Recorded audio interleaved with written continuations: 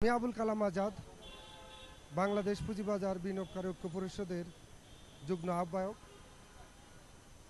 আমাদের সকল বিনিয়োগকারী এবং বাংলাদেশের সচেতন সকল নাগরিকদের উদ্দেশ্যে বলবো, আপনারা জানেন বিগত 9 মাসের অধিক সময় আমাদের পুঁজিবাজার অব্যাহতভাবে তিলে তিলে ধ্বংস হয়ে যাচ্ছে। তাই রাশেদ মাকসুদ স্বৈরাচার সরকারের এজেন্ডা বাস্তবায়ন করার জন্য কিছু দুষ্ট চক্রের সাথে হাত মিলিয়ে পরিকল্পিতভাবে তিলে তিলে আমাদের স্বপ্নের, আমাদের প্রাণের পুঁজিবাজারকে ধ্বংস করে দিচ্ছে। এই ধ্বংসের হাত থেকে বাঁচানোর জন্য আমরা স্বৈরাচার সরকারের সময়ও মাঠে ছিলাম, এখনও আছি, ভবিষ্যতে থাকব।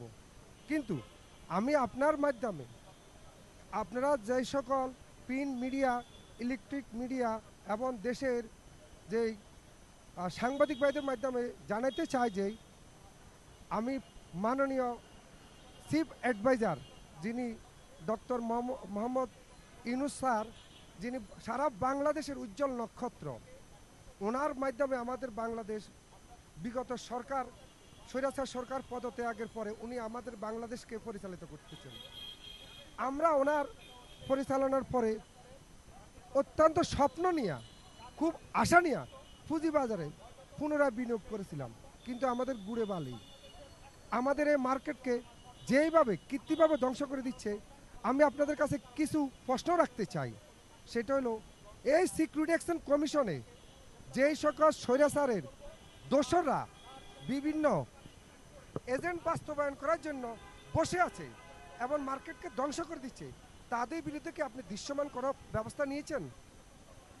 আইসিবির মাধ্যমে যে 3000 কোটি টাকা মার্কেটকে স্থিতিশীল করার জন্য সেভরন বন্ড দিয়েছিলেন, ওখানে স্পষ্ট নির্দেশনা ছিল মার্কেটকে স্থিতিশীল করার জন্য এই 3000 কোটি টাকা দেওয়া হয়েছে। অথচ আইসিবি আইনের তোয়াক্কা না করে 1000 কোটি টাকার শেয়ার বিনিয়োগ করেছিল, 2000 কোটি টাকা দিয়ে সেই লোন পরিশোধ করেছে, সেটা সে আইনের সম্পূর্ণ পরিপন্থী।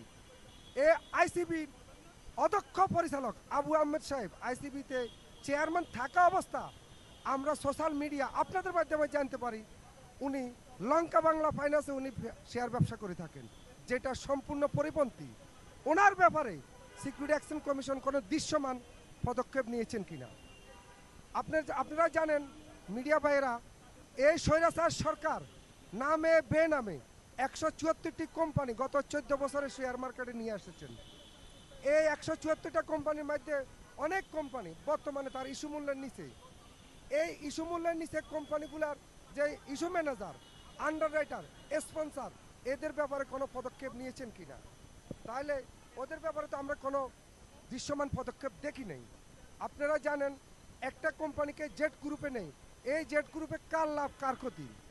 যে জেড গ্রুপে কোম্পানিটা চলে গেল, তার সে সকল পরিচালক মণ্ডলী, চেয়ারম্যান, সিএফও এবং অন্যান্য মালিকদের কোনো সুযোগ সুবিধা কি বন্ধ হয়েছে? তাদের বিরুদ্ধে দৃশ্যমান কোনো ব্যবস্থা করেছেন? তাহলে তো আমার কোম্পানির যে সকল বিনিয়োগকারী বিনিয়োগ করেছে তারা তো শেষ হয়ে গেল। আরেকটা কথা আমি ওখানে বলেছিলাম, আপনি বারবার আপনি জরিমানা করতেছেন, আপনারা তো জরিমানা কমিশন না। উনি বলছে সেই 2021-এর জরিমানা, 2022-এর জরিমানা। আরে ভাই, জরিমানা আপনি করেন, আমরা চাই, কিন্তু এই জরিমানার কত অংশ আদায় করেছেন সেটা আমাদের জনসম্মুখে প্রচার করেন। উনি আমাকে বলেছেন জরিমানার জন্য 3 মাস রিভিউ দেওয়া হয়, 6 মাস আপিল করে সুযোগ দেওয়া হয়, তার মানে 9 মাস, 1 বছর। আরে ভাই, আপনি তো 1 বছর এখানে থাকবেন না। আপনি নতুন আইন তৈরি করে যেসব দুষ্কৃতিকারীকে জরিমানা করেছেন তার সম্পদ বাজেয়াপ্ত করে, তারকে সম্পদ বাজেয়াপ্ত করে জরিমানা আদায় করুন। একটা দৃশ্যমান আপনার আইন প্রয়োগ করুন। আপনারা বারবার বলেন নতুন আইপিও আসলে মার্কেট ভালো হবে, ভালো, নতুন আইপিও আনার জন্য আপনি কি পদক্ষেপ নিয়েছেন? আজকে বরিয়া বাবা আপনারা কষ্ট করে এসেছেন, অনেক কিছু বলার ছিল, তারপরে আপনারা যে সকল মিডিয়া আমাদের এই দুঃসময়ে আমাদের পাশে দাঁড়িয়েছেন, আমাদের সমসাময়িক বিষয় জাতির সামনে উঠিয়ে দিয়েছেন, আপনাদের সকল প্রিন্ট মিডিয়াকে আমাদের পুঁজিবাজার বিনিয়োগকারী ঐক্য পরিষদ পক্ষ থেকে আমি আবুল কালাম আজাদ আপনাদের সকলকে ধন্যবাদ জানাই।